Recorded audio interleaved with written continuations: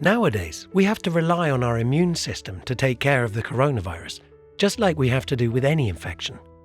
Our immune system begins its training when you're in the womb of your mother. The immune system eliminates most of the mutated cells, then identifies the normal ones. When a bacterium enters the body, the immune system can immediately identify it. If it is related to an injury, the immune system activates a cleaning and repair team.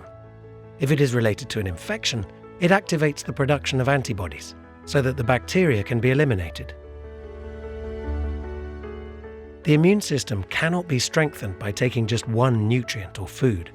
We can get the necessary nutrients from naturally available foods. All you need is variety.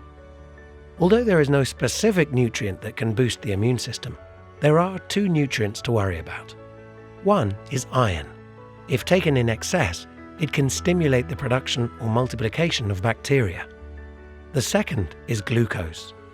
In our present-day diet, coming mostly from grains and processed food, the increment of glucose in the body can promote both bacterial growths as well as cancer growth.